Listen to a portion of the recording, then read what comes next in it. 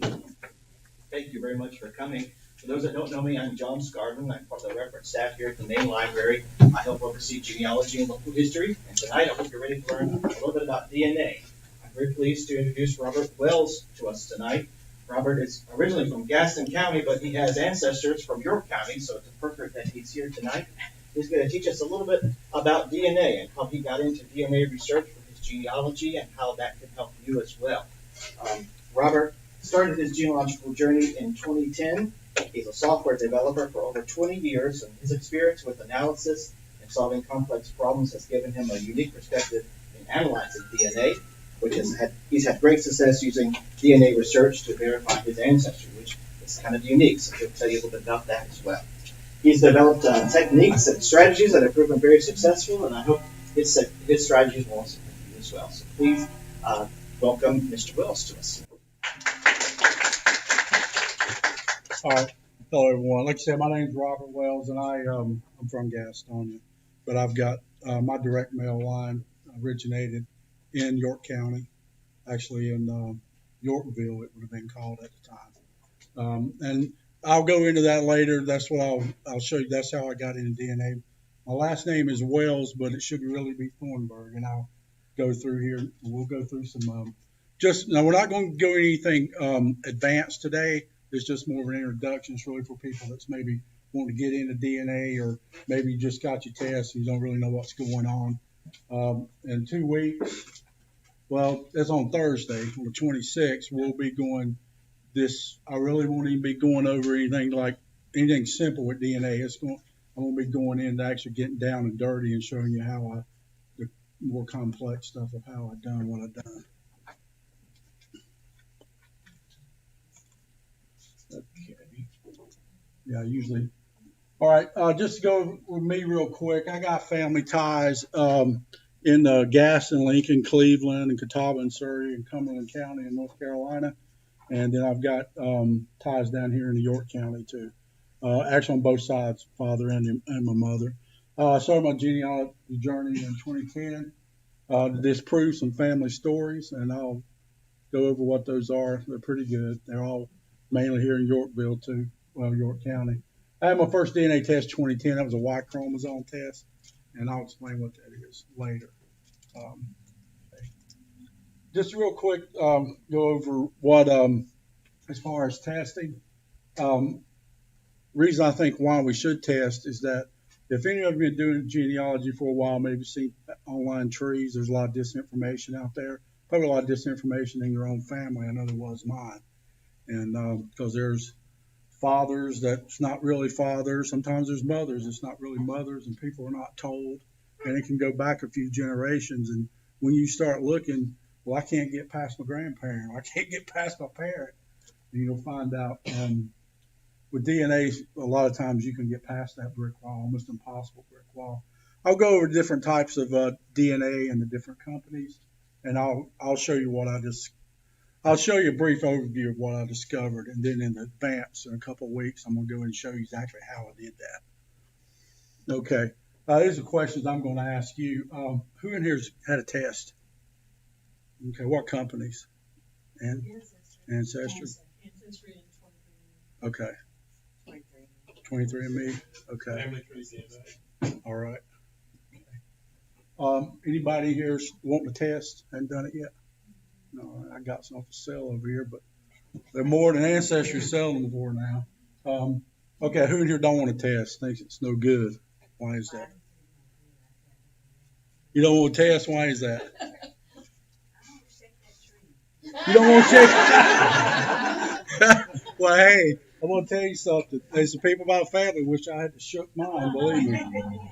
Because actually, I'll find out. I'll give you the stories as they were told to me later, and then I'll show you the truth. Truth was way better than the story. All right. What you want to do, it's mainly good to, it can really help you break down brick walls. You've been doing genealogy probably more than a month. You know what that term means. And, I mean, I've still got them in my tree. Got some you may never find. But it also helps you determine your true biological family lines, because sometimes those are hidden, and I'll give you some examples of that. and it helps to validate your research. Like with me, I'll give you an example of what I've done. I've got ancestors that fought in the Revolution and the Civil War. Now, I haven't got back as far as with DNA on the Revolution, but I have got to the Civil War. I can show you, I have 11 ancestors that were in the Confederate Army, and I can, I'm not going to do it here, I'll show you in the next class, but I can show you on my chromosomes what DNA I inherited from them. Oh. So, but we'll not do that today. All right, and it's good for identifying a misattributed parentage event, and that would be my great grandfather's real father was not the last name he carried. And I had read an article probably a couple of years ago in England. They had did they got a National Health Service, and the government took blood types of men and women that had babies. I mean, the babies and their blood types, and they said about 33% of men were taking home a baby that didn't belong to them. So, and has happened all through history. So, that'll help you out with that, because more likely one of your lines you're going to run into that. And DNA is a genealogy. There's a future of genealogy. I think a lot of people, I've run into some people who are not really want to get into DNA. Some people think it don't work. I mean, I know it's not perfect, but it's the future, and you're going to be left behind if you don't get with that. Is if you want your trees accurate. I know some people just make trees up, but, and we owe it to the future generations to get it right too, because what happens is each generation moves forward, you lose DNA from the previous ones. So it's good to get it right now and pass it on, because 100 years from now, like my third great grandparents, fourth great grandparents, I got DNA from.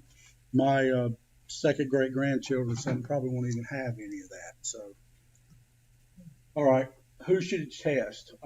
No, test yourself. And if your parents are still living, I'm lucky enough my parents are still living. I have tested both of them. If you don't have parents, test the aunt, uncle, or if you have grandparents living, get them. That's even better. I'm lucky there were 13 children on my father's side. 12 of them lived to adulthood, and I have, two of them died before DNA ever came out. This genealogical DNA. I have 6 uncles and 3 aunts on my father's side tested. Plus, that's including my father, and then I got 2 uncles and an aunt on my mother's side tested. So, and the reason you want to do that is that there are people that my uncles and aunts match that my dad don't match, and then with my mother, same way. So, I had some lines that I couldn't get any DNA matches on my dad's side. When I tested some of my uncles and aunts, I got matches that linked up and proved some theories I had. Okay, if you don't have aunts, uncles, parents, get a sibling. Be it full sibling would be better if you have one. If you don't have that, you move to cousins. But one thing is with cousins is they only share about maybe 12% DNA, and you've got the other parent in there to skew things. But it can help you, because my wife's had a first cousin on her side test, and it does. And the girl's father was from North Dakota, and his ancestors came over like the late 1800s. So we know they're not related to her in any other way. So I'm able to verify matches that way. And the one thing you remember, test the oldest relative that you have. It's closer back to the source of where we're looking, because I know we're all looking probably in 1800s, 1700s, early 1900s. So you can get as close to that source as possible. All right, advantages of DNA. Remember, DNA is just another tool. It's not magic. As you probably got your test, probably found that out. You had a big list of matches. You had ethnicity results. And what am I going to do with this, man? It don't do a lot for you. I mean, Ancestry has added one feature that does help you a lot. But, it complements your research. And then with, burned court. I run into a lot of burned courthouses, burned churches with records, especially in South Carolina, down here in New York. There's just some things I think they just don't exist anymore. DNA gets around all that. Because, as far as I know, you don't correct me if I'm wrong, I don't think South Carolina really did any kind of civil marriage until around 1913. Is that right? 1911. So, yeah, and the only records of that was in churches. And then family Bibles are not always right, which I will show you later. My great grandmother, which she put in the family Bible, what she didn't put, really. All right, and like I said, it's not, it's DNA gets around incorrect documents and the incorrect stories, and I'll just say incorrect stories to keep that nice.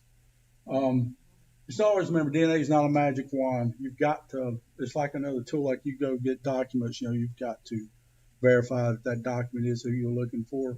You've got to do the same thing with DNA. You got to dig a little bit deep. It's not going to do the work for you. Now, always remember, DNA can reveal unwanted information. You may test, maybe a cousin or something and find out they're not really related to you. And that's going to be up to you whether you tell them that or not. And it can disprove years of genealogical research. I have an example of that. The Y chromosome test that I've done and some other guys done disproved a lady, like 30 years of research a lady had done in Gaston County. She still won't. And I can understand why she's mad about it, but it completely disproved what they had in their books for many years. And just a saying I come up with: if you're afraid of skeletons, don't go in the DNA closet, because I can guarantee you'll find some. All right, here are the companies: Ancestry, Family Tree, DNA, 23andMe, and MyHeritage. I use all of these companies, but the main one I use is Ancestry. I don't find 23andMe very useful. I have matches there, but the navigation, I don't really find it very useful, to be honest with you. Now, MyHeritage is, they're kind of new to the game. Now, they've got some better tools over there than Ancestry does. The only drawback to them is that they don't have a lot in their database yet. But they will take free uploads from the other companies, and I'll tell you about that in a few minutes. All right, this is as of last year, so I'm sure the numbers are higher. But these are the numbers that were in the databases as of last year. And as you can see, like Family Tree DNA is pretty low. So, it's a numbers game, really. I mean, you're looking at over 20 million people that they reported last year in Ancestry's database. So if you're at Family Tree DNA or MyHeritage, I mean, you don't have nowhere near the matches that you would come up with in Ancestry. I mean, there are some advantages to Family Tree DNA because of some of the tools they have are better, but you don't have a lot of people to work with. MyHeritage, well, I'm sure MyHeritage's numbers are better now because they have been taking free uploads from the other companies. I know that's what I've done. I took all of the tests, whatever I got, about nearly 20 DNA tests that I do. I put them all up there in one day. So, all right. I'll go over just the types of different DNAs. You have Y DNA. That is males only. Men have Y chromosome. It gets passed through the generations. Not altered very much. Sometimes there are slight mutations in it, but it will take you back many generations.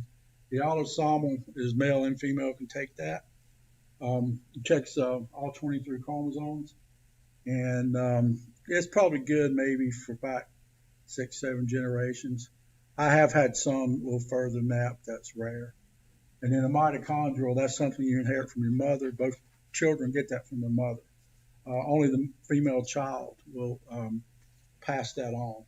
I'll give you an example. I have all sons, and so I get the mitochondrial DNA from my mother and my grandmother on my mother's side.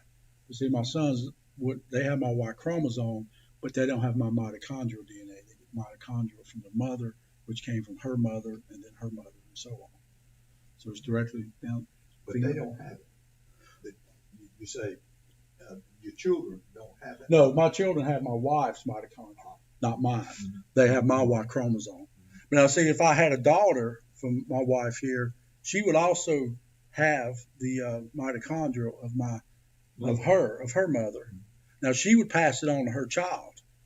But see, my sons won't pass it on because like my son got married last year. If they ever have a child, see, that child won't get her mitochondrial. They get his wife's mitochondrial. Yeah.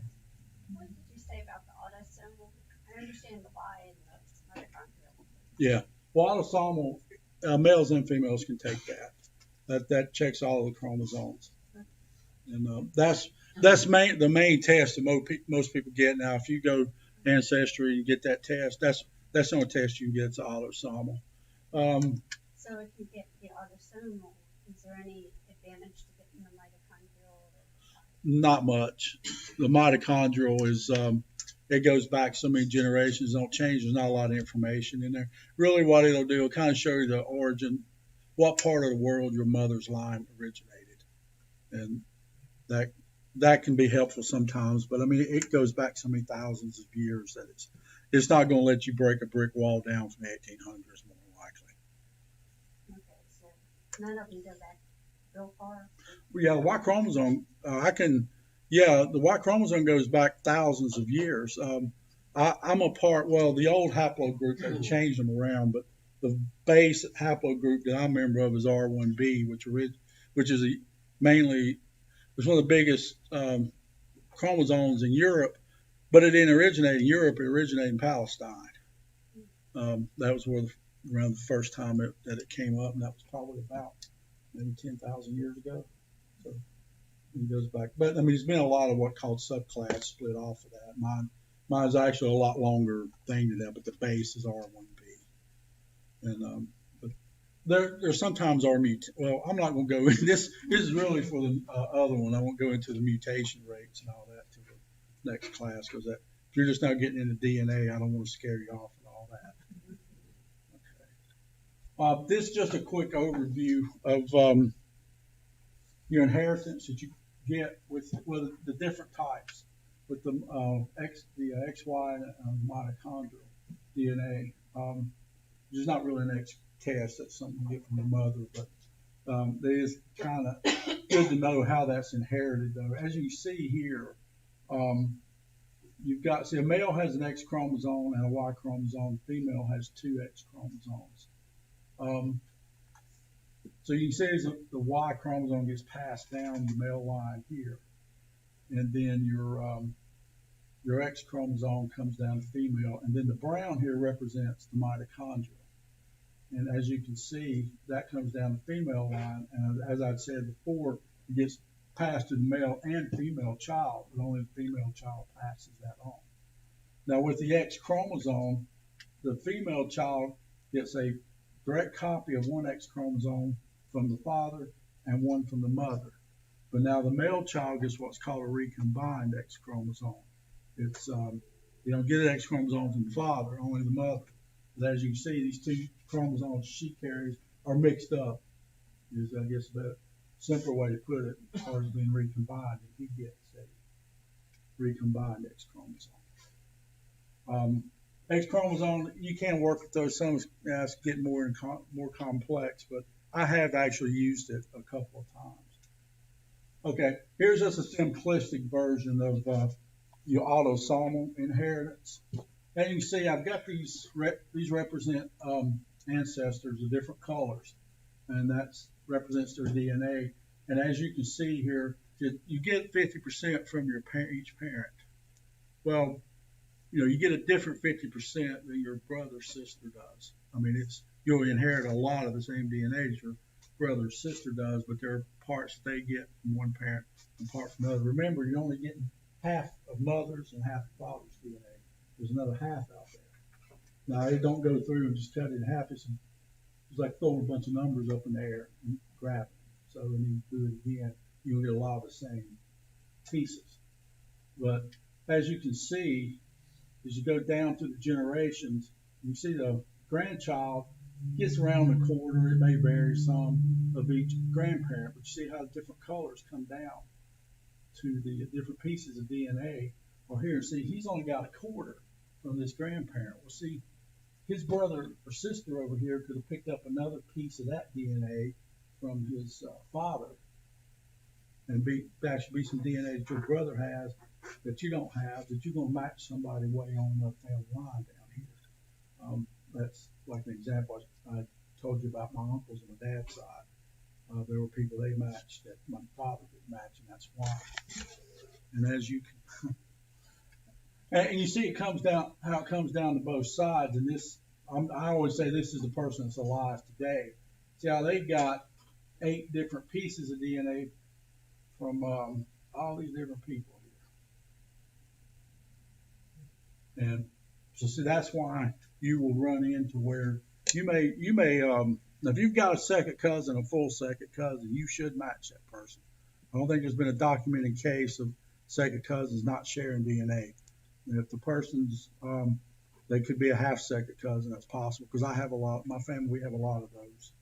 And now we half second cousin, you cutting that in half, so we're like a fourth or a fifth. So, but that's why you may, when you hit third, fourth cousin level, you may not match somebody that you know is related to you. I mean, you know it, but that's why, because there's different pieces of DNA that get passed to different people. And that's why you want to get multiple people tested. Okay, here's another example of that. Maybe this will make more sense. But this shows you here where you get 50% from your parent. And then these numbers are just an estimate. They do vary slightly. You know, about a quarter from each grandparent, and then about 12.5% from great grandparent, and then so on. Now, examples show you here. I'm showing this is 3 generations here. These are the third great grandparents of these people here. So you see the pieces of the DNA that the third great grandfather has here passed to this child, and then passed to this child. And then what I'm showing you, these pieces are like, they're kind of stuck to people down through the generations. And you see how you get here, like child 2, don't match back, don't have the same DNA from these people here. See, these 2 children have the red and the white. This has got the gray and the yellow from over here on this side, but don't not match it. That would account for like cancer or heart attack runs in your family, and then some of the children die of heart attacks, but Some others don't. Yeah. That's because they didn't pick that gene up. chromosome up that had it. Yeah. Or a gene may not be active. Mm-hmm. They may have it, it may not be active. Mm-hmm. Well, I mean, that's a good example of my family. On my dad's side, their cholesterol is like through the roof. And, I mean, my cholesterol is perfect. That's the way it is on my mother's side. Mm-hmm. And everything else, some of them could have it. Could really be bad. Yeah, I could have a brother. Mm-hmm. Fortunately, I don't think my brothers and sisters inherited any of that. I think I got my mother's medical side. Because my mother's like 77 and could run circles around a 20-year-old. So, Are those percentages up at the top averages, or? yeah, it's an average. It may vary slightly. You might get less from one grandparent. Yeah, possible. Yeah. All right, I'll just go over this because this will be needed in advance, and it's actually something that will help you. It's what's called a centimorgan, and just to simply put it, it's a measurement of the amount of DNA to share with someone else. And I think the handout I got's got that on there. But these numbers here, now they vary some, but you got to draw a line somewhere.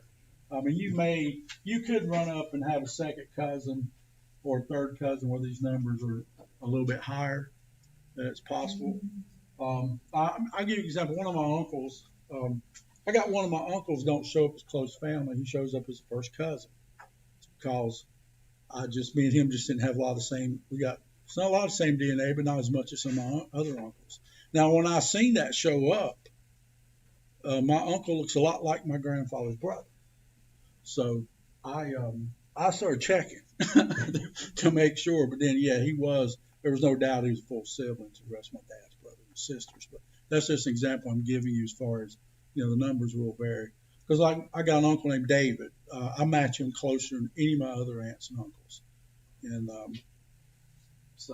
And actually my wife matches a couple of my aunts and uncles too, and I'll tell you about that later. But we don't have shared DNA.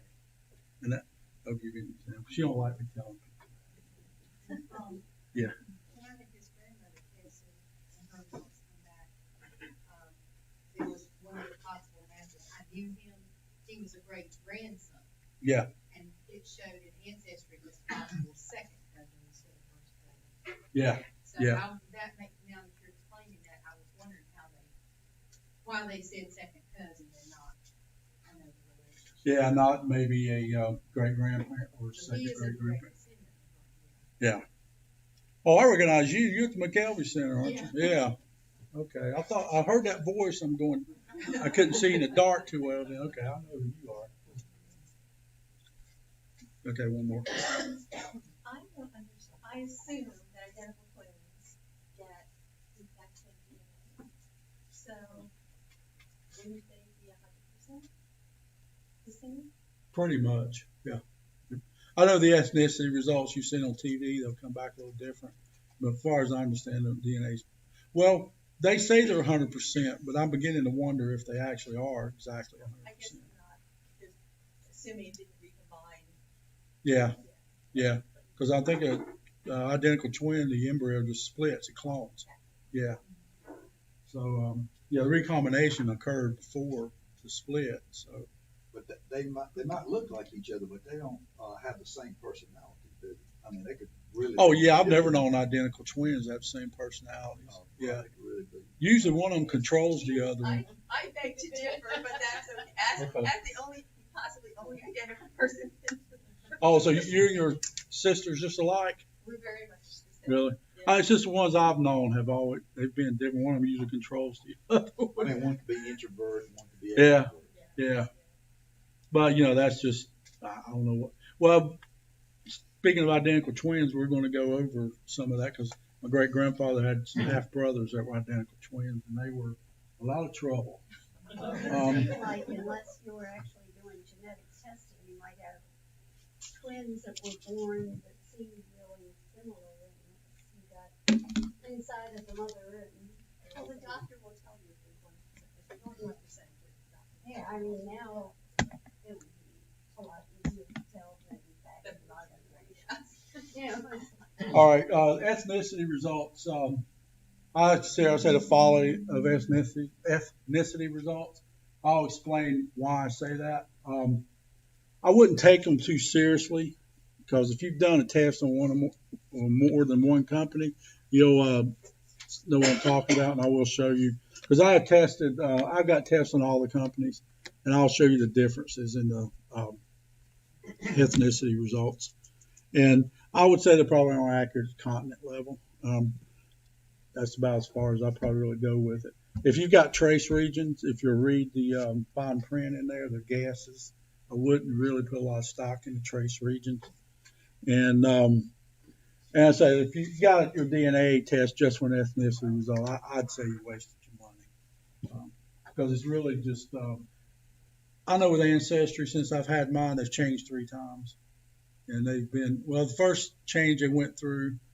They weren't second change it went through wasn't a lot of difference. This last change they did a few months back, they changed a lot. So. What were the trace regions? What's that?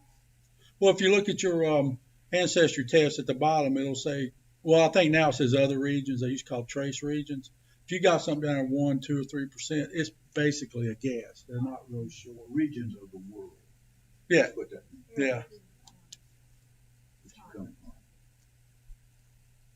All right. Here's an example of my mother and my father Ancestry results, which they're pretty much alike here, and mostly.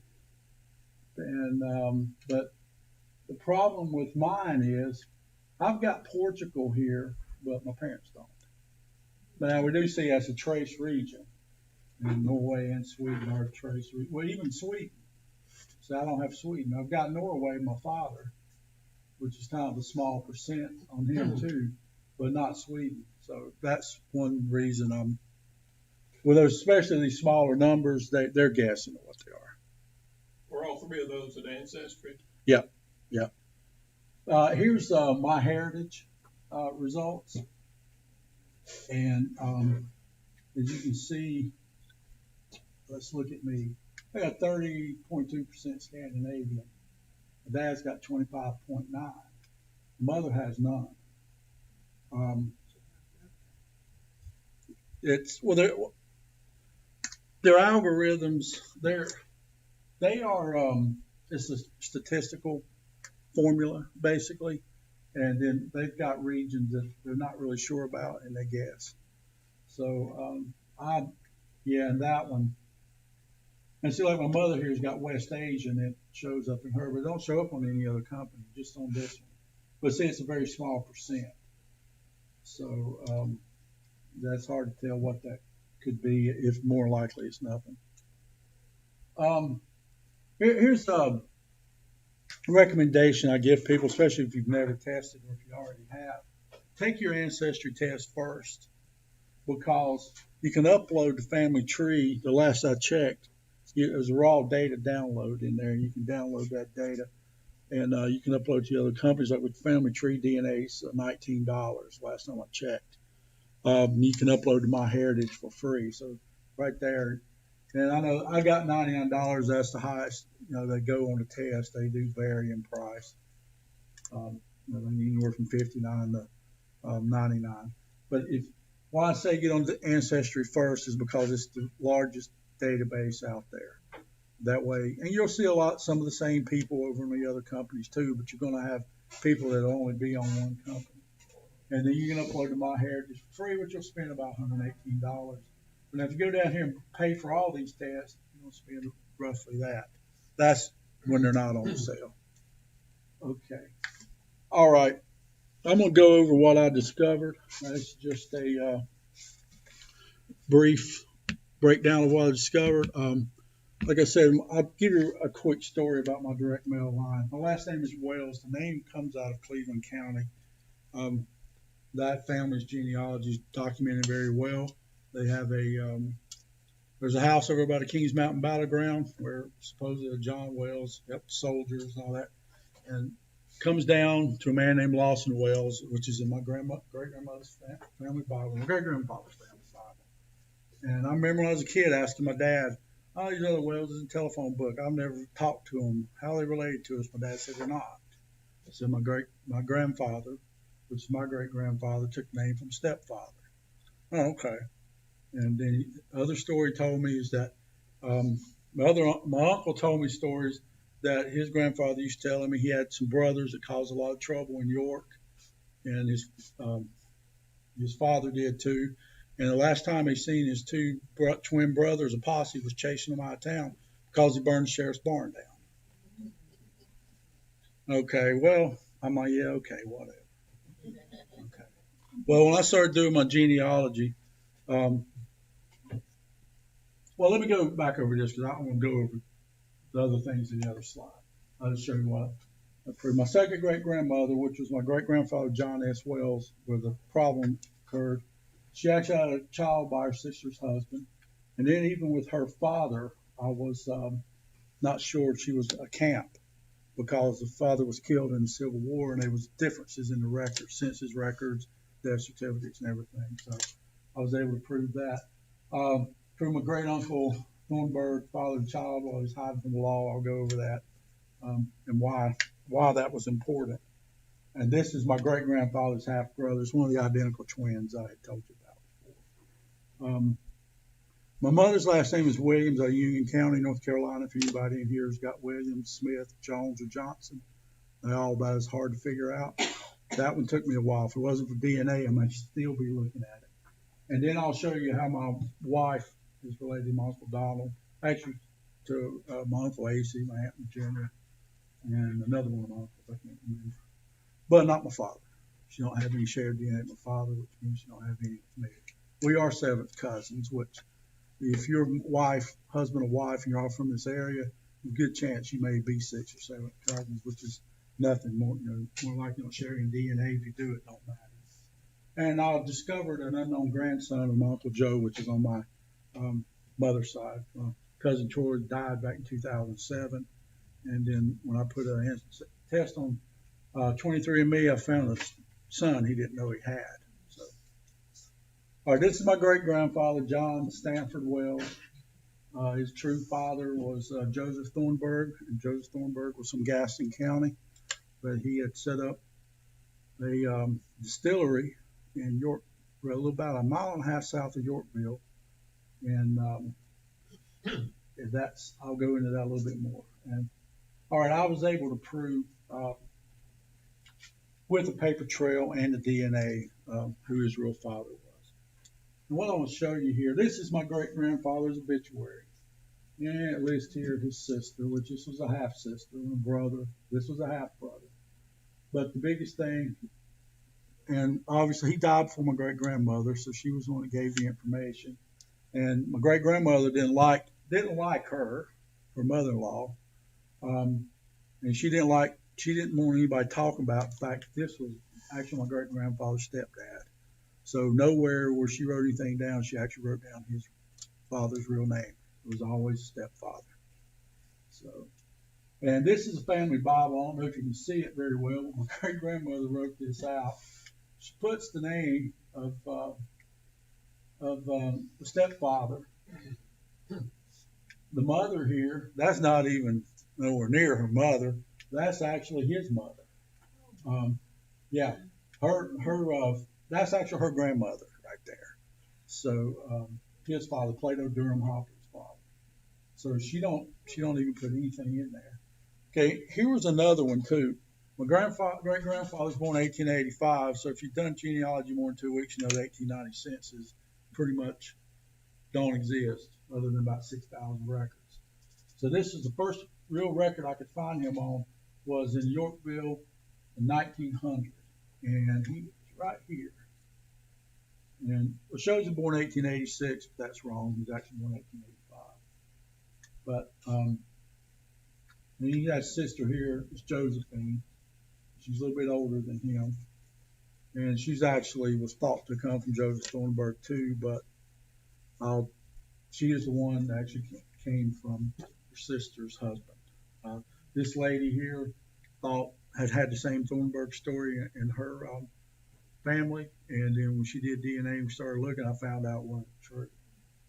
So, okay, here's one thing. Here was another thing too that I knew they had something to hide. You see right here, this is the column. How many years you've been married? 18. Okay, this is 1900. Okay, let's go over here to 1910. My great grandfather and his couple siblings that are from the first family are now out of the house and married. So now you've got just the other children right here. And then one of their daughters is actually staying with some grandchildren in there. Now you go over here to the married column, it's 16 years, 10 years later. Somebody's hiding something. Now this is before I ever had DNA tests. This is what I had to contend with. Okay. Here's my second great grandmother, Mary Camp. This picture was taken down here on White Street over by Laurelwood Cemetery. It's actually where she's buried. It's taken around 1915. And she was, okay, I know she had a child by Joseph Thornburg in New York. And she was about 23. And she also had a child by her sister's husband. She did live with a man, Lawson Wells, who was my great grandfather's stepfather. As far as those children, I'm not sure who belongs to who there. So a couple of the boys there died young. I don't think they ever got married, so they had no descendants. So you had to dig them up to find that out. Okay, Joseph Thornburg, he was from Gaston County.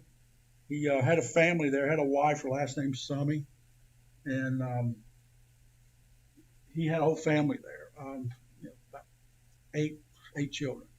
And he had 2 sons that were identical twins, William and Daniel, and he had an older son named David. They all moved down to Yorkville at the time, set up a distillery, which wasn't completely legal, and caused a lot of trouble down there. And he was 60. The lady I showed you in picture 4 was 23. My great grandfather was born in 1885. So this is your great-great-grandfather? No, my great grandfather. My dad and his brother and sister's father. Yeah, actually he died about a couple of years after I was born. I don't remember. I do remember my great grandmother was 10. I remember her well, but I do not remember him at all. Okay, just real quick, here's one of the identical twins, William Thornburg. Looks like a real nice guy, right? Church going. But he was, I don't know if he thought he was Billy the Kid or William Quantrell, because he carried like 2 or 3 pistols on him, made liquor, shot a guy in Gaston. He ran out to Montana. They never did bring him back. They actually arrested him, was going to extradite him, decided not to.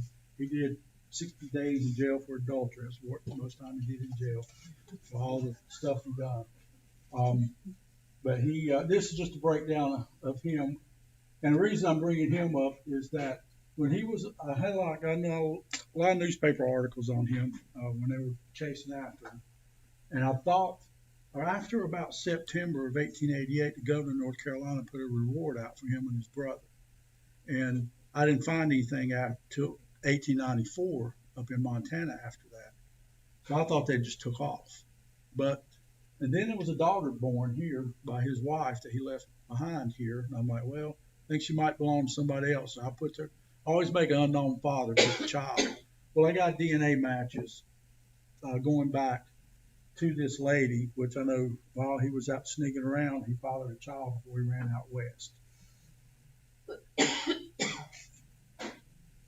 All right, I'm gonna go back. I'll talk about the Thornburgs a little bit more before I go into some of the other stuff. Like I told you the story about the barn being burned down. Well, the true story on that is that he had a twin brother named Daniel, and then they had an older brother named David. Daniel and William were drunk one night around September 1884, and they were out shooting pistols. One of them accidentally shot the other one in the chest. There was a small flesh wound didn't go through. So older brother goes into town to get the sheriff. Sheriff sees him. They get into a shootout in downtown York, run back to the house. They barricade the house, basically a standoff.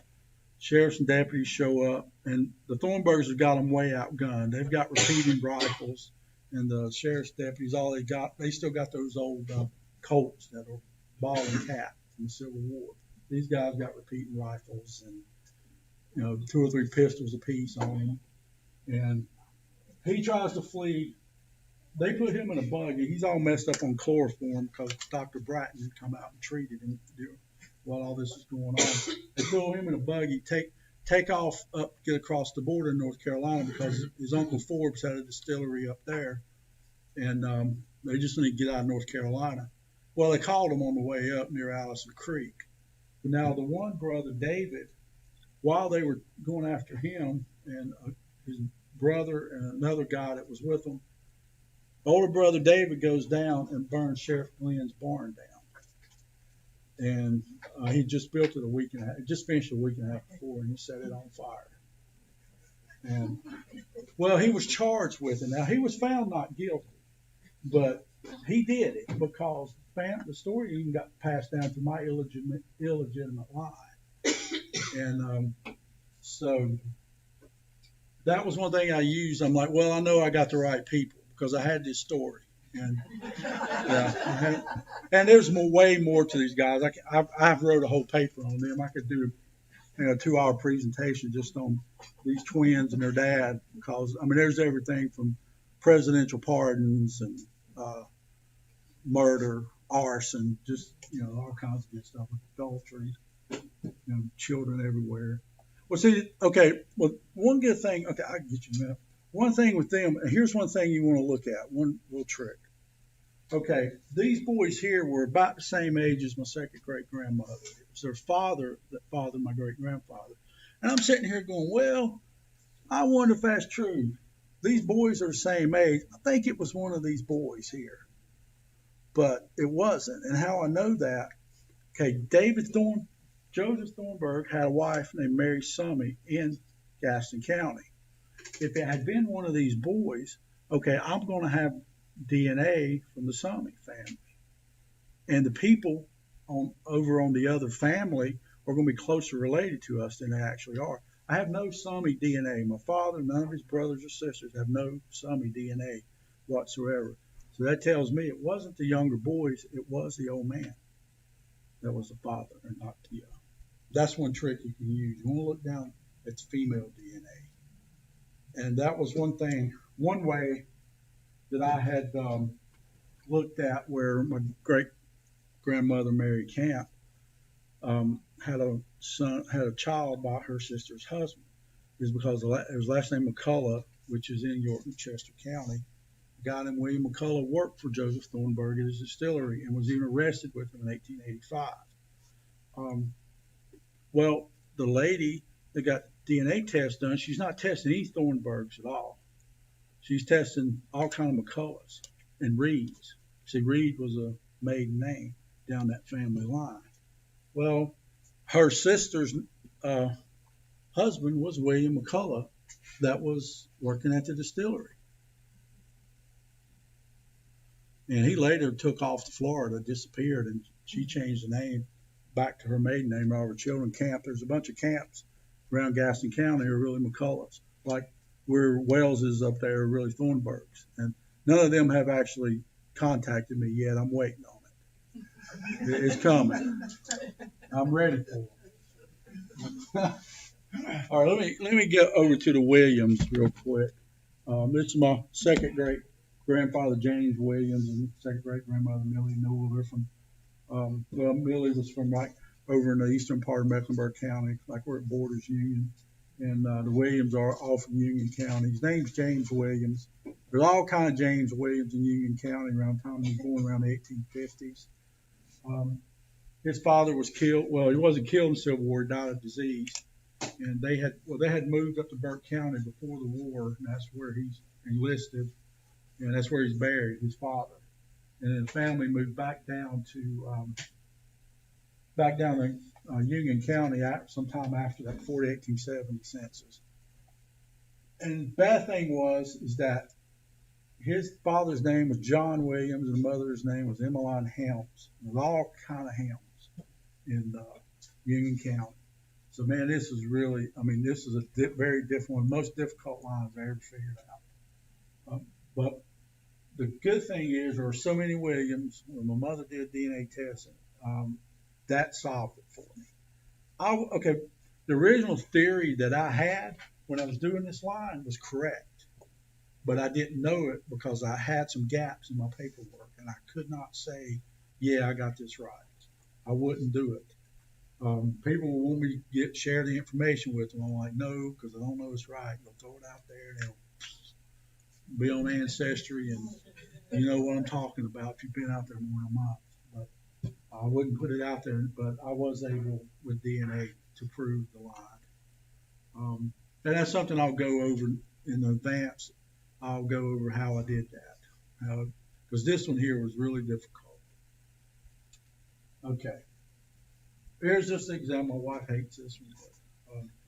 This was the first one that I had. My Uncle Donald was my dad's brother. Okay, we go back to some Yunts in Catawba County. My great-grandmother on my dad's side, her maiden name was Yunt. They come out of Catawba County. My wife's grandmother's last name was Yunt, and they were out of Catawba County. When I'd done my wife's tree and mine, I did see where we're about seventh cousin, going back really the guy to come over from Holland. So I wasn't really sure that so far back, when you get that far back, records, sometimes you're just not really sure. Now, when I did a DNA test, my wife didn't match my father because the first DNA test I ever done on autosomal anyway was me. And then I did my wife. And then after I did my parents. And so, my wife didn't match my father. So I'm like, well, this may not be right. Well, I went over and done all my aunts and uncles, actually a couple of years ago. That's right, my Uncle Donald died 2 years in July. He died. And actually, I gave him these results on his deathbed. But but when I got it back, there's my wife matching my Uncle Donald, 15.2 centimorgans, which is, that's enough to say it's probably right, but I'm like, okay, she don't like it. Now, here's an example of something called GEDmatch. Some of you may have heard of that. And I'll show you, this is another way, and I'll go more into this in advance because this is really out of scope of this class. But this is two of my uncles, and actually these guys are twins, but they're not identical. And that's my Uncle Donald I showed you before, and that's my dad's sister. Now you can see here, this is coming from my wife. We're basing this on my wife. And this is where they match my wife. They match on chromosome 17. And as you can see, my Uncle AC matches are a little bit more than the others. Still, over here, they show a higher number of centimorgans than Ancestry does. But this is where they match on the chromosome, lined up on chromosome 17. So this tells me my wife and I do have a common ancestor. Okay. just want to go briefly over just some things you want to do when you're working with your ancestry matches.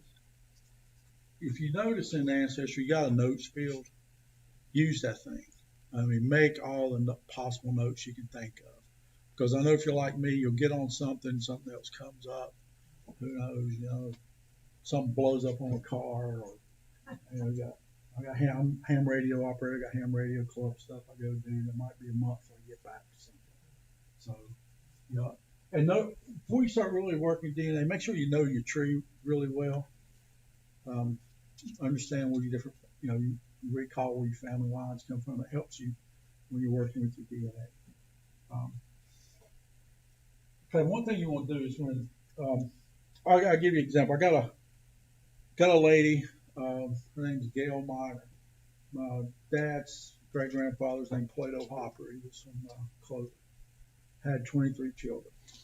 And so anybody in Cleveland, York County, last name Hopper, more than likely related to me. So this lady, I know she was related through Plato Hopper and my father, and but she matched us more on the centimorgans numbers than she really should have, because we were half cousins, not full. Because Plato had 3 wives who come from the first one, she only had 1 child. Everybody else were half relations. So the numbers weren't coming up right. They're higher than they should be. But the reason I'm telling you about her, I knew she was related to me. So what I've done on all my shared matches with her, every last one of them, I went through every one of them and put a note. Shared match with Gail Miner. You see, Gail Miner is a reference person I call. I know she goes back to Plato Hopper. So on those shared matches, if I put a note with the person that matches her, that's going to give me a clue later on when I run across that person. You have shared hints on your, you have hints on your tree. You have those on your DNA matches. I'd go through those first and look at the person's tree and make sure it's decent and not just something where they copied everything from someone else's tree. Make sure they did a little work on it and they are who they're related back to who they say they are. And then one thing you can do too, your closest matches, work those first. And don't go down and find some 5th cousins. I get messages from somebody sometimes. Oh yeah, we're related. And I go look, and I mean they're like 7 centimorgans and 5th or 6th, 7th cousin. I'm like, man, we're probably not related. We're from Europe, but that's about it.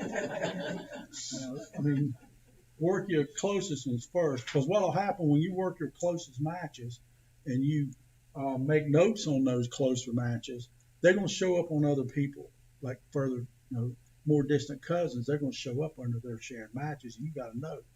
I don't have a clue where this person's coming from. Okay, but I got 3 people over here that match this ancestor. This shared match to them. That gives you somewhere to go. Okay, and you've got sorting, and then when I say use tabs, all of you know what the tab is in your browser. When you go into your browser, you can open up another tab. You know what I mean by that? Okay, okay, let me show you.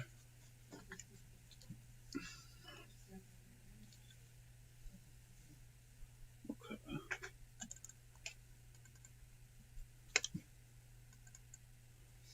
All right. Okay, here's a good example. I'm sitting here, my opening page of Ancestry, right? I want to go and look at my DNA summary. If I go over here to the menu and I hit click the right mouse button, see I got to open a new tab. So I go over here and it opens up another tab, another page. But see, I still got this over here. I don't have to click the back button. I just go over here. Yeah. So I can go down there and choose some. I hardly ever look at my test anymore because I got my parents and aunts and uncles, and if they're not matching my parents, and they don't match me, because you do get false matches, and I do have some. Actually, I got more than some. But okay, I'm gonna go over this more in detail in the advance, but I just want to show you some of this. Now, have any of you worked with this through lines yet? A little bit. Okay.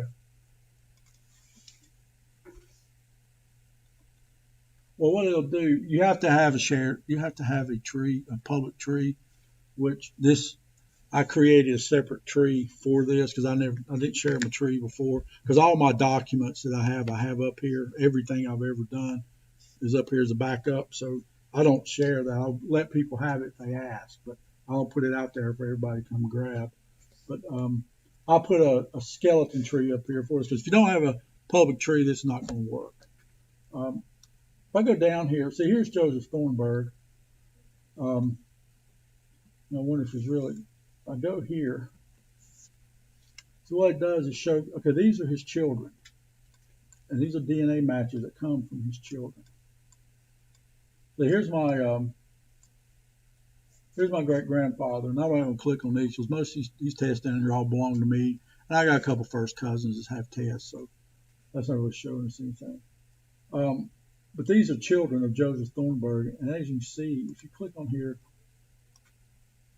it'll go down and show you their line and then their test. Now I don't have to go out and figure that out by looking through the shared matches and taking hours and hours and hours. This does it for me. But there's one thing here that they left out, and I'll explain that in advanced class. But I don't need to go in that right now because we got to wrap it up pretty soon because the library closes. What? 8 o'clock. Okay. What does that mean by first removed? I never understood that. Okay. First removed. Okay. What that means is, okay, I got me and my cousin. I'll give you an example. My cousin Lee on my mom's side. We're first cousins because we have the same grandparents. And okay, now his child is my first cousin once removed because to be a first, second, third cousin, you got to have the exact same number of generations between you and the common ancestors. Mm-hmm. So what that means is you've got when you are one generation removed from that, because see, my cousin Lee's daughter, common ancestors, there's my grandparents, Charles Williams and Marion Glover. That's the common ancestor. Common ancestor. See, me and my cousin Lee, that's our grandparents, but it's her great grandparents. So see, she can't be a first, second, third cousin to me because there's a generation removed. Now my son, Sebastian and Eric and Damon, are second cousins to his daughter Chelsea because their common ancestor is Charles Williams and Marion Glover, but it's both of them's great grandparents. That makes them second cousins. Now, yeah. So see, my cousin Lee's. You see, my cousin Lee's daughter has a daughter. He's a grandparent, but their daughter's second cousin. I mean, first cousin twice removed because he's 2 generations removed from the common ancestor. And if I ever have any grandchildren, my son, I'm 55 and still. Well, I am a grandfather from a different marriage. I forgot about that. But from but my wife's not a grandmother yet. She needs to be, right? But now you can go out and find charts. I've got a chart like a big triangle, and you go down and find this. You'll find this relation to that relation, and then when you draw a line, it'll tell you. If you do that a while, it'll click in your head. But I remember the first time I looked at it, I was going, yeah. But yeah, if we look here, here's William and Daniel, the identical twins.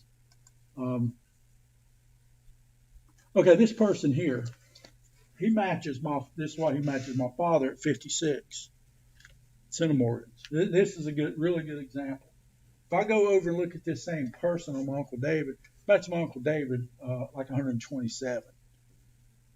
And then a couple of my aunts and uncles, this guy don't match them at all. So, but this tool, I'm really glad to come out with this. Is really useful.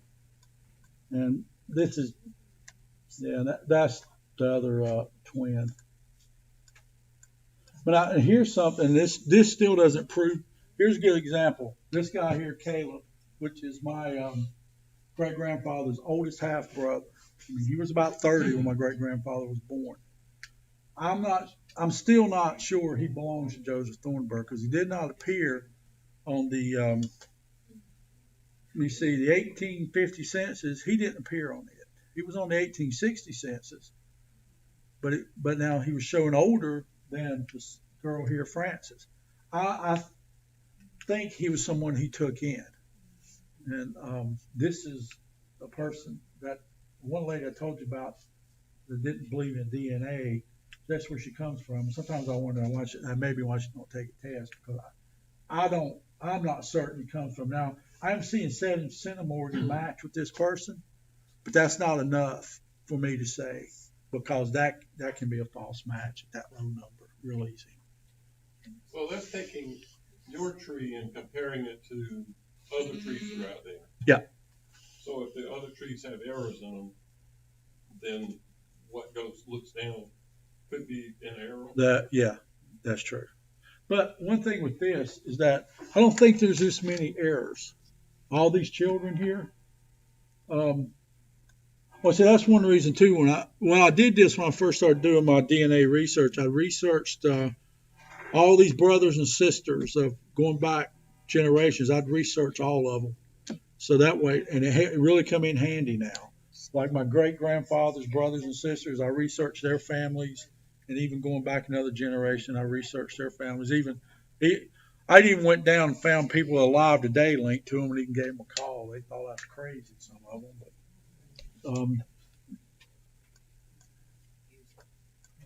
but yeah, this tool is very very useful. I'll throw this out. You can keep this in your mind for you come back for the advance. The only thing missing here is what's called a chromosome browser. Remember, let me pull it away. Okay.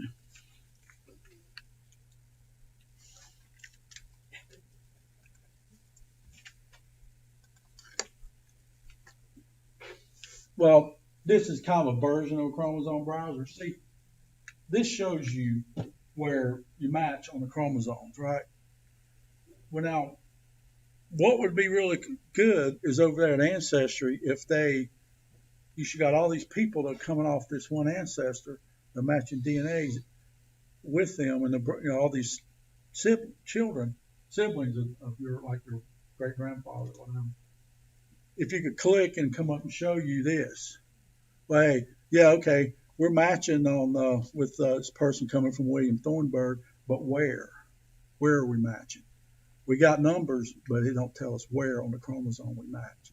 And that's one thing GEDmatch does for you. Now, MyHeritage does do that. They have a little link out on the side of your match. It says triangulation, and it will go in and it will show you it'll take you, that person, and another person, because you got to have 3 to have a triangulation, and show you where y'all match up and line up on a chromosome like that. Yeah. So what does that tell you where you match? I mean, isn't it enough that you match? No, it's not enough you match. I'll show you why. Remember I was talking about a lady, Gail Miner, come from the Hoppers. Numbers were too high. Okay, remember I talked about the Yunts?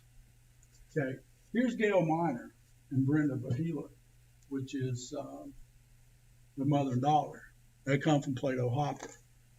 They're half second cousins to my dad and his brothers and sisters, but their numbers were coming up almost as full. And I know that's not true. They come from my second great grandfather's third wife, which was the same age as my great grandmother when he married her. So my great grandmother comes from the first wife, and she's older than the rest of them. She only had one child. She died about a year after my great grandmother was born. But when I do matches, this guy here is Terrell Jonas, Katie Mays, and Ian Schmidt. They're all, I know, confirmed Yunt ancestors on my father's side. Well, now, these people here are matching back to the Yunts, too. So all this time, I knew that their numbers were too high. And what this will tell you here, when you do this on the chromosome location, because I had these numbers, it's like 400 centimorgans to my dad, which is way too high. Well, that tells you, yeah, I know they're related to the Hoppers, but man, they're related to somewhere else too. And they were. Because like this guy here, I know for a fact that the only DNA that is there is Young. And that there's no other way because I know that guy's tree and then I know all these people's tree. And the only match here is Young or Rady. It was second great grandparents. It was Lawson Young, Captain Rady. So it comes from that line. Because I know that this guy here and these two people come from those two common ancestors. And I know these come from a different ancestor. But obviously, the fact that these numbers, these chromosome base pairs here are lining up on this chromosome, they're related here too. Because the numbers are plenty high enough. You know. So you run into that. You'll have people relate to you on different sides. And I'll go into this more in the advance. I have Martin on my dad's side and my mother's side. And I know the common ancestor goes back to a man, Samuel Martin, that was in Lincoln County, Gaston County at the time. But I still can't find a father for one of my ancestors. But I do know that we go back to a man named Samuel Martin. It almost sounds like you do your tree, your family tree first. Yeah. And then the DNA testing either proves or disproves what you're looking at. Yeah. Pretty much it, yeah. I have some friends, their parents are, their mother married two brothers.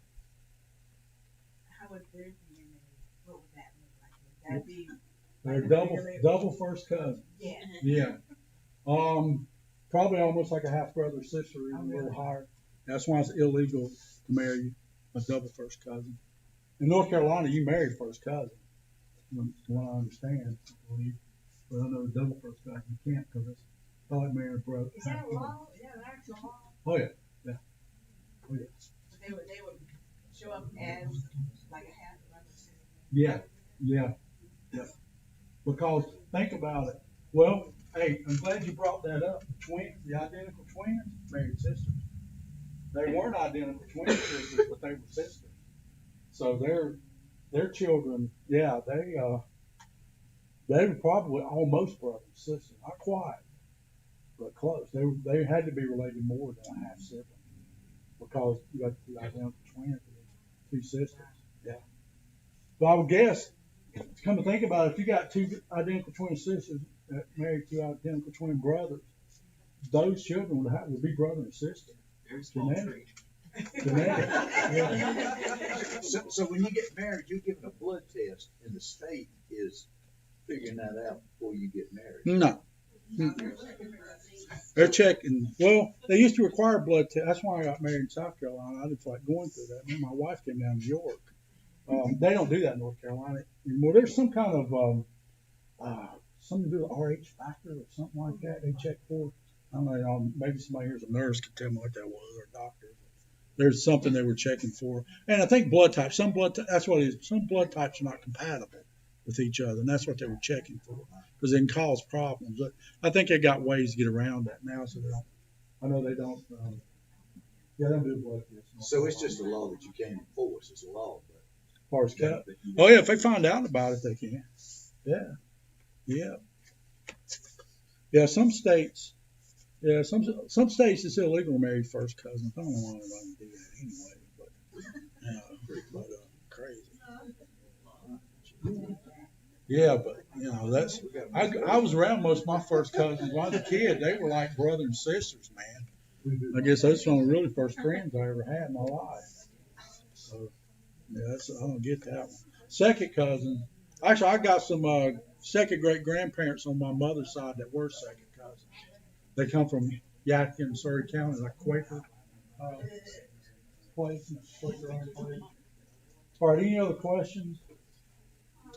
I had neighbors growing up where two brothers married two sisters. So would their kids look more like brother and sister, or would they still be Well, genetically more like cousins? oh, no, they'd be more, at least probably closer to half brother or sister or more. Now, that's the double cousin thing we were just talking about. Yeah. Yeah.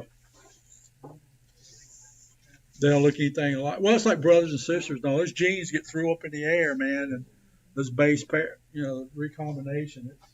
But like my wife, her father and mother both were kind of short. Her and her sister and one brother short, but she got one brother taller than me. But her grandfather was tall, really tall. So yeah, so that's it's a random thing, really. So where do you get the My DNA test? You said that. Family tree DNA. Yeah, yeah. What about the mitochondria? When you, I know 23andMe, when you do one, they'll give you a mitochondrial haplogroup. They don't really go in depth. You can get that family tree DNA also, the mitochondria. And there's different levels. The Y chromosome, you got anything from like 12 markers up to what they call a big Y, which is about $600. It goes real in depth. Yeah. But I'd say if you're going to do a Y chromosome, get at least 67, maybe 111 markers. With that off with the higher resolution. And the Y DNA, you only test the men? Yep, only men have it. Yep. Now, if you've got a brother, you want to figure out that line, test your brother. That's when my husband passed away this past year, and we were on Ancestry for our kids gave it to us for like a 6-month period. Yeah. But I was thinking about having his brother and sister get the DNA test, but I don't think they're on Ancestry. The Ancestry is here at the library. Would that work? Yeah, if you got them tested, well, what you can do is you can get them tested and let you administer the test. You'd still have to go set up a free account for them to activate the test, but then you can go and set yourself up as the administrator. I'll show you what that'll do for you. If we go back here, to my test. Well, you see here, you see all these tests I have listed. Well, here's my father. This lady here is not even related to me at all. I'm helping her with a documentary on the Melanesian people, out of the mountains. This is my daughter-in-law. She took a test, but I administer it. This is like a distant relation to me that I'm helping. This is my nephew, and these people here, these are actually people who come from the McCulloughs. Thought they were Thornburgs. Yeah, and then my wife. Then this person here is a distant relation to me, not anything close, but through the Thornburgs, and she shared her test with me so I could see her results.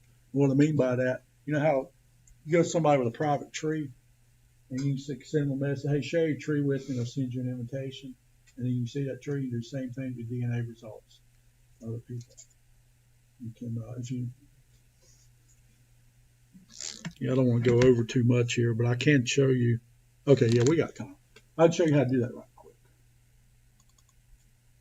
Okay, you go in your DNA profile, and you got up here in the top right-hand corner, you got setting, and you go in there. Okay, I'll show you one other thing. If you want to upload your DNA to another company, this is where you do it.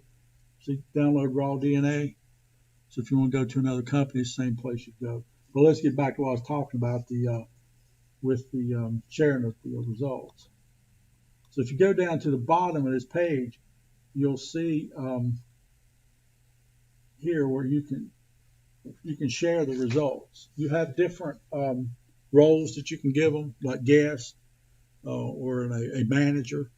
But see, you just go here and add. Go here. Click add, just like you would. Okay, you know how any of you ever shared your tree, private tree with anyone? Okay. Well, what you do, you click here. Well, I'll go through the steps. I don't want to add nobody, but well, see here, you'd either put your Ancestry username or their email address, and then here you choose their role, where it's a manager, and you send them that link. Then they can see your DNA results just like you see them. Does that make sense? And okay, for anybody that don't make sense with what I mean by that didn't make sense to you. Like here, okay, here's my results. I come in, I can see these, right? Well, here's someone that shared their DNA test with me. It's not even related to me. I'm just helping her with something. I can click on that, and there it is, just like it's my test. I can see her ethnicity results, her matches, her through lines. I just can't. She made me a collaborator. I can put notes on her tree, but that's all I can do. I can't delete it or anything like that. But I can put notes on it. And I help people, different people do. If somebody wants me to help them with this, you have to share your DNA results with me, and so I can go in here and see these. Or you can do that when your brother, sister, or somebody you're collaborating with through Ancestry. You can share your DNA, and they'll see it just like this, just like it's their own. And that does come in handy because, I mean, even with, example, what I do at work, I write computer code, and sometimes you're not seeing something, and you'll pass on someone else, and they'll see it, or they'll pass something over you, and you'll see something that they just overlook. It's the same thing. So does her tree have to be published?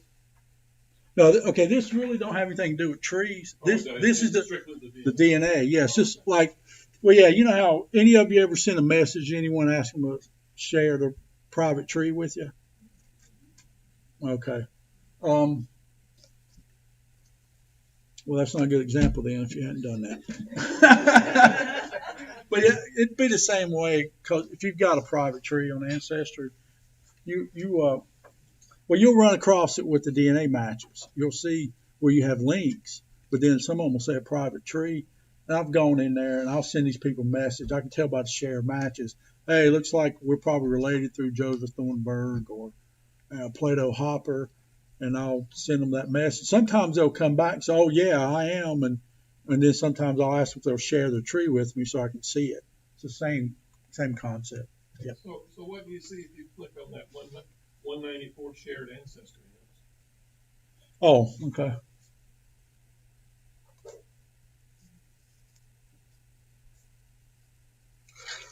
You see here, this means that they have a tree that has a common ancestor in it. Just like if you've worked with Ancestry, you know how you'll go out and you'll see a leaf come up on one of your on your ancestors, and you see a person, you either got a record or you're matching with someone in another tree. It's the same thing. And that does come in handy with this. But that's one of the things I recommend you do first is go through and work those and make notes on them. Verify it's right too. All right, is there any more questions? Have you got your tree on Ancestry where somebody can see it? I just have been reluctant to put my information on there. I've got a tree that is a skeleton tree, I call it. Let me go back here. This tree that I share with DNA is a skeleton tree, which means I took all the records off of it. I put notes on there. If you want the records, contact me. Because I back my, here's my tree. I'll show you my tree. I see, yeah. Yeah. Every record I've ever got, I've put up here as a backup. So I got 2 backup hard drives at home I keep everything on, plus I keep everything here. So, if my house burns down or somebody drops a bomb on it, whatever, it's still here. And from what I understand, they got a really huge bunker backing all this data up, because the Mormons are pretty serious about the genealogy. But I'll just show you something real quick with Joseph Thornburg. Not really anything to do with DNA. Just kind of his life story. If you look here real quick. What I do also, I put links, the different links of people. I'll create a thing on my tree and create a source, which I'll show you that in advance how to do that. But yeah, here's Joseph Thornburg, operating still, got raided by federal agents, shot by a U.S. Marshal. Let's see, plays a trick on a revenue agent. A murderer visited him one time. Just still got raided. and he arrested by the army in York. After he'd shot the Federal Revenue agent, he was hiding out in York. About a year later, they figured it out, and they sent a regiment to arrest him and his son. So what did you find that information from the newspaper? Yeah. Newspapers.com. You ever heard of it? Go get it. Yorkville Inquirer is on there. And that's where I found the majority. And the Charlotte newspaper. All the old Charlotte newspapers are on there. That was gonna be kind of a question. I see where you say you have two sources. Yeah. What kind of notation did you make? Oh, let me see.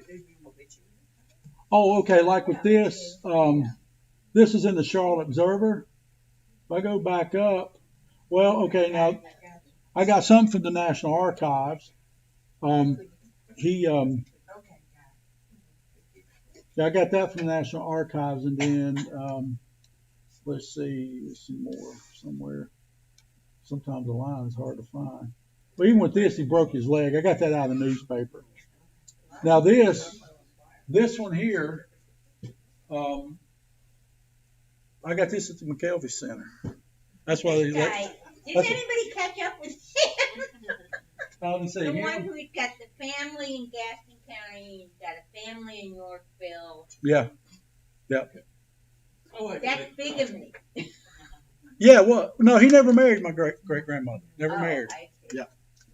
It was just adultery. Just adult. Yeah. What? It's just adultery. So. Yeah. Wish they could have got in trouble for that then. I'd like to make a comment. All right. Over in York, there's an old school, the McKelvey Center. There's a building next to it that's the Historical Center of York County. Yeah. That is not the McKelvey Center. That's the Historical Center of York County. That's where those ladies work. That's where those records are. But the McKelvey Center was the old school building, wasn't it? Beg pardon? Wasn't it the old school building beside it?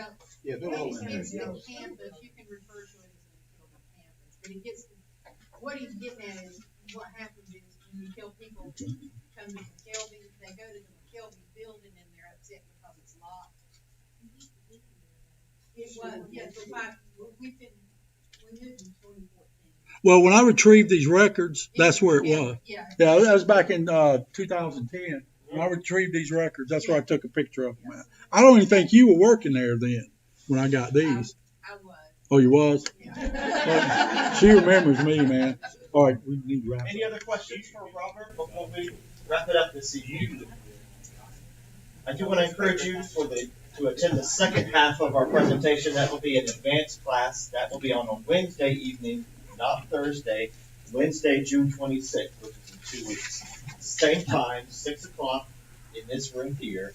And if you also want to learn more about DNA, I encourage you to also attend the South Carolina Genealogical Society workshop, this annual conference held in July at the State Archives in Columbia. The special focus this year will be on DNA, several presentations to learn from those who are just beginning to learn about DNA to advanced presentations as well. So another great opportunity to learn more about DNA and other genealogical sources.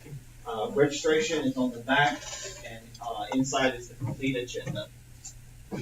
If there are no more questions for Robert, thank you very much.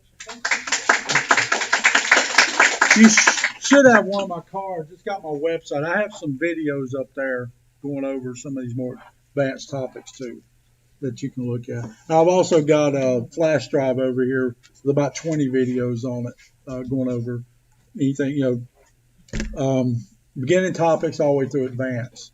But I've got those. They're $20, a little flash drive, about 20 videos on there. And then the video of my presentations is up there too. This one will be up in a couple of days once I render it. All right. Thank y'all for coming out. Thank you. Yep.